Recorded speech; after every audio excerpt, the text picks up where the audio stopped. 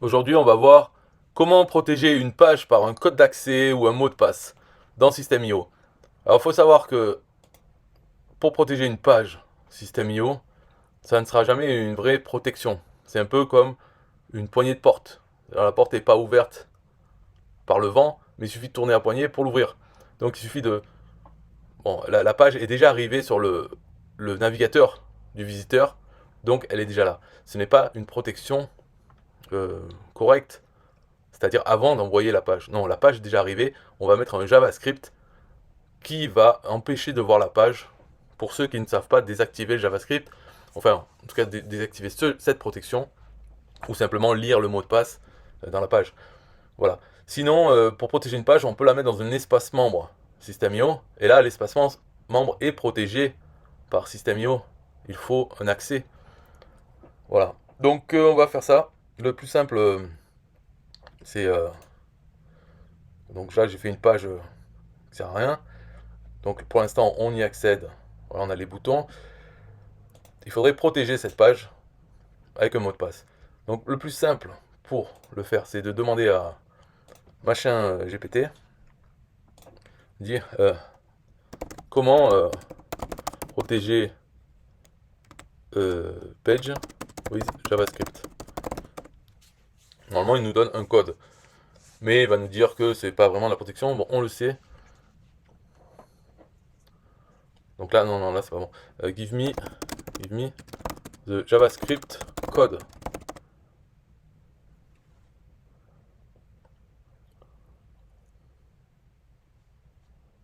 Donc là, il nous donne plusieurs façons. Password protection, le premier, c'est un peu ça qu'on voudrait.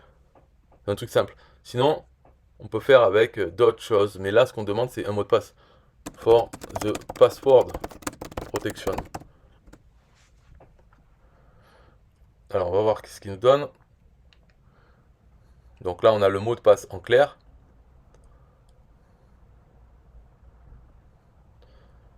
Donc là, il veut qu'il y ait un formulaire. Ce n'est pas, c'est pas bon ça, c'est pas ça qu'on veut. On veut pas un formulaire. Give me the code using the function prompt. Parce qu'en fait, c'est ça dans JavaScript. La fonction prompt, elle demande à l'utilisateur de répondre quelque chose. Bon, là, c'est. Là, il est parti sur nous faire un formulaire sur une page. Voilà, avec le prompt, ça va se passer tout en JavaScript. Donc, le mot de passe, d'accord. Input égale prompt. On vérifie que l'input est égal au mot de passe dans ce cas-là.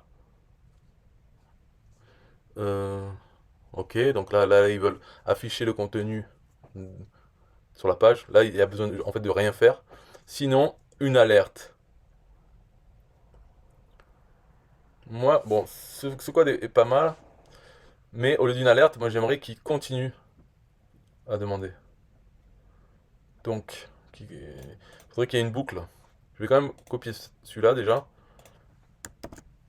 Donc là, il faut enlever cette partie, qui est quand le mot de passe est bon, on ne fait rien. Mais là, par contre, ici, il faudrait plutôt qu'il redemande. Donc, je lui dis, réécris, write the code to keep on asking for the correct password. Je sais pas si, voilà. Ouais, là, il va le faire peut-être. Keep on asking for the correct password. Ok. Do while loop, c'est une boucle. Tant qu'il est pas bon, on lui demande d'entrer le mot de passe. S'il est bon,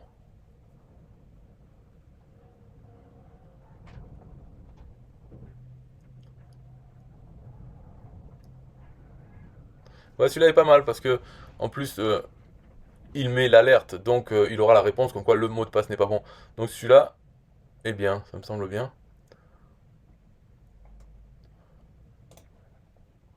Donc on le met là. Allez, on va voir. Hein. Donc le mot de passe, on va mettre 1, 2, 3. Alors la différence, c'est que dans cet endroit, bien sûr, il faut mettre script. Sinon, ça ne va pas marcher. faut mettre script qui ouvre, script qui ferme. Le mot de passe 1, 2, 3, 4, 5, 6. Donc là, je marque juste la demande, c'est mot de passe. Ok. Et ici, s'il est bon, en fait, il n'y a besoin de rien faire. Donc rien. Et s'il n'est pas bon, on lui fait une alerte. Mot de passe incorrect. Essayez à nouveau. On va essayer encore. Essayez à nouveau. Donc cela, c'est bon normalement. C'est nickel. Après, bon, on va quand même essayer pour voir s'il marche. Voilà. Mot de passe. Donc j'en mets un pas bon. Pas bon. Mot de passe incorrect. Essayez à nouveau. Ok. Mot de passe. Voilà. Donc là, c'est bien. Il protège la page. Si je mets le bon, il fait rien. Et donc, on arrive à la page. Donc, la question est vite répondue avec machin truc GPT. Voilà comment protéger basiquement une page avec un mot de passe.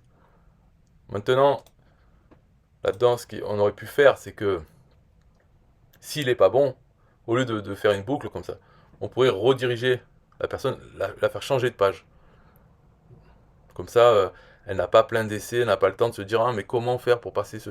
Je sais pas. Bon en tout cas, voilà, c'est répondu. Après, pourquoi le mettre là dans le code d'en-tête? Parce que c'est le premier endroit où le JavaScript est exécuté. Hein, dans celui-là. On le voit pas d'ailleurs, ah, c'est dommage, parce qu'il y a ma tête. Mais c'est dans les paramètres de la page. En bas, il y a... tout en bas, il y a deux boutons, en-tête, pied de page. Il vaut mieux le mettre en tête. Sinon on peut le mettre sur la page directement dans un code HTML. Même ça, c'est au milieu.